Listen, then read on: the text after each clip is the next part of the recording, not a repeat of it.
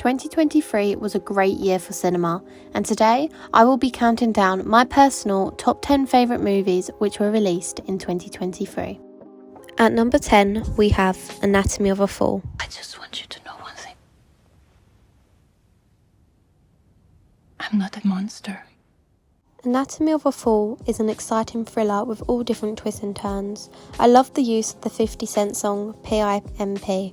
I think it surprisingly worked well with the themes of the movie, as it is a mystery. Following on from the unexpected death of a father, a mother is under trial for his death as she attempts to clear her name. Stop. I did not kill him. That's not the point. I love how in this movie you don't know the full truth until the very end.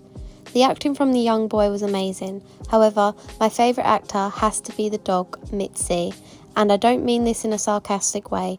Yes, the dog did actually act in this film. I need you to be precise. Tell me everything. Yes. Number 9, Past Lives. There's a word in Korean, 인연. It means providence or fate. Past Lives is a beautiful film. It follows two people who first met when they were only little. They ended up meeting again years on, but this didn't last too long as life got in the way. Once again, they come together a few years later as they reflect on their relationship. 와, 너다. 진짜 와닿아. The ending is beautifully sad, with it being imperfect yet perfect at the same time. I love the idea of past lives, and this was right up my street. It shows us the ideas of past lives and what it means. Greta Lee showed us some amazing acting, and she was brilliant in the switching from her American self to her Korean self. 네가 한국을 떠나지 않았. 내가 널 찾았을까? 우리가 사귀었을까? 헤어졌을까? 부부가 됐을까? 아이들을 가졌을까? Past Lives was very touching and one of the sweetest romance stories to come out in 2023. 너는 나를 왜 찾았어? 한 번 더 보고 싶었어. Number 8, American Fiction. Sir Lee can't use his real name. Is this based on your actual life? Yeah, you think some bitch-ass college boy can come up with that shit? No, I don't. American Fiction is a comedy drama film based on the novel Erasure. It follows a frustrated novelist who writes an outlandish satire book on the stereotypical black storyline. I loved the casting of Jeffrey Wright. He plays his role perfectly. There isn't many films like this one, which is why it has made it into my top 10. It is a funny, feel-good satire film on a serious subject. They're offering $4 million for the movie rights. Yes! The dumber I behave, the richer I get. I enjoyed watching American Fiction and thought it was a good representation to how black culture has been presented in books and movies over the years. I also really liked the addition of comedy, and I think overall this movie was underrated. We want to put him on the cover in one of those scarves, I guess you would call them, tied around his head. A do-rag? Do-rag, that's it. Do-rag and a tank top with the muscles showing. Somebody call the fire department. At number 7 is Saltburn. My parents, they've got problems. What kind of? What do you mean problems? I don't think I'll ever go home again. Well, why don't you come home with me? Come to Saltburn. Saltburn was the most controversial and most talked about movie on social media in 2023. It was a love or hate film, but in my opinion, I really enjoyed it.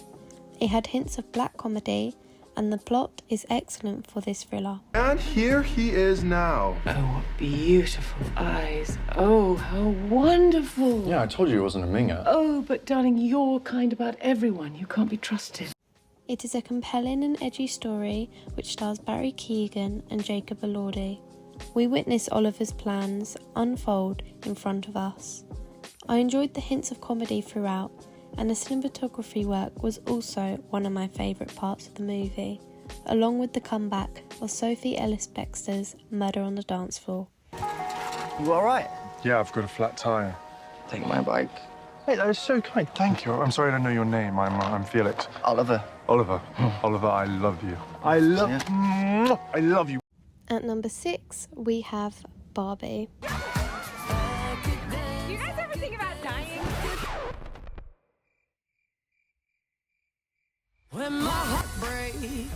Greta Gerwig's vision for this film is perfect.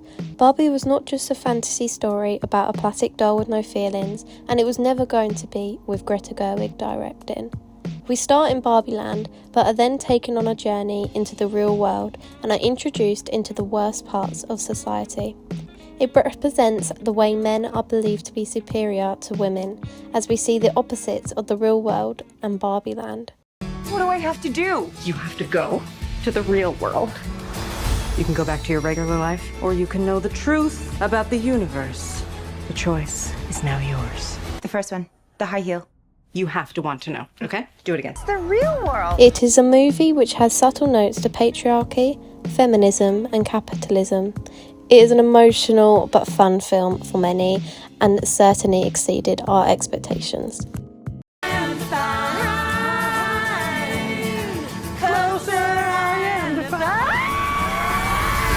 I'm coming with you. Okay. At number 5, we have Nyad. It's insane. You tried that when you were 28 and you did not make it when you're 28. I don't believe in imposed limitations. I don't believe in any limitations.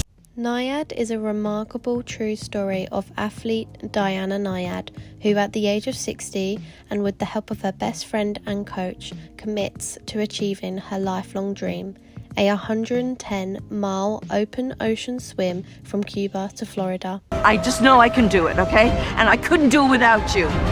Onward. Onward. Nyad stars Annette Bening and Jodie Foster. It takes us through defeat and resilience. It is an uplifting, edge-of-the-seat, emotional watch.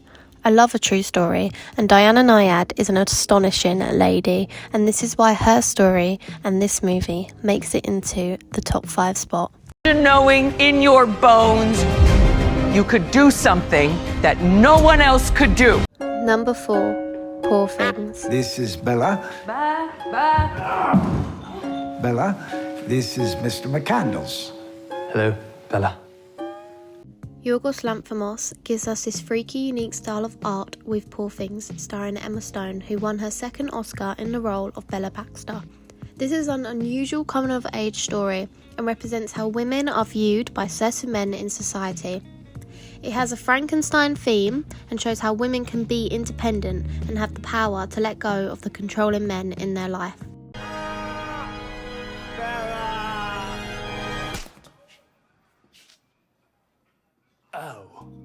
It is a hilarious, thrilling and intriguing movie.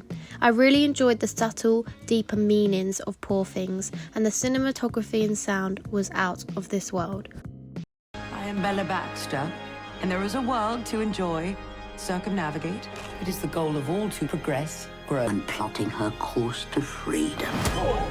Making it into the number 3 spot on this list is The Holdovers. Sir, I don't understand. That's glaringly apparent. I can't fail this class. Oh, don't sell yourself short, Mr. Coates. I truly believe that you can. Mr. Hunnam, played by Paul Giamatti, is a cranky history teacher who is forced to stay at school over the Christmas break with student Angus, who can't get home, and a bereaving cook, played by Divine Joy Randolph, who earned herself an Academy Award in this role. Here with you is already one big detention. Son of a bitch, that's another detention. Do you think I want to be babysitting you? No, I was praying your mother would pick up the phone or your father would arrive in a helicopter or a flying saucer. My father's dead. The lonely trio became close, experiencing the highs and the lows of the festive period. It brings out the humanity of Christmas spirit in the most unexpected of ways. This is an emotional, humorous and feel-good film, and it was one of my favourites of the year. Now, most of the kids dislike you, pretty much hate you. Teachers too. You know that, right? I find the world a bitter and complicated place, and it seems to feel the same way about me. I think you and I have this in common. Number 2, All of Us Strangers.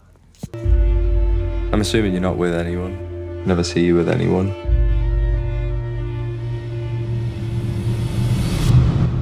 All of Us Strangers is highly underrated in my opinion. It is an emotional yet confusing film, and we are provided with clues throughout until we eventually figure out Andrew Haig's intentions for the movie. Hello. Hi. Saw you looking at me from the street.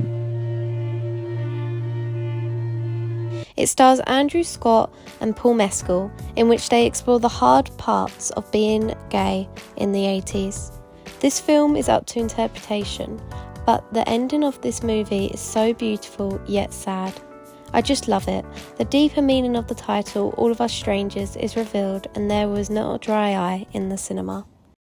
I've always felt like a stranger in my own family. Always scared of something. Is this real? Does it feel real? Look at you. You were just a boy. And now you're not. Before we find out my favourite film of 2023, here are some honourable mentions.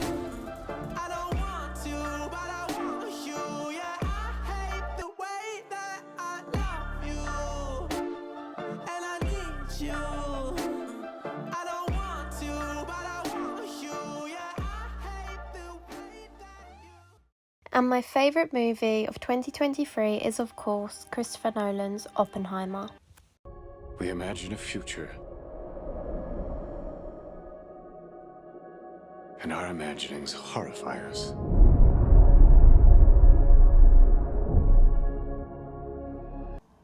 With its mixture of storytelling, Nolan's visions, Hoyte van Hoyteman's cinematography, and Hans Zimmer's score, this is the movie of the year. Winning 7 Oscars, this biopic must be seen in the cinema. You are immersed in Nolan's visions and Cillian Murphy's art. It is an intense, exciting and a dramatic ride which follows the life of Robert Oppenheimer. They won't fear it until they understand it. And they won't understand it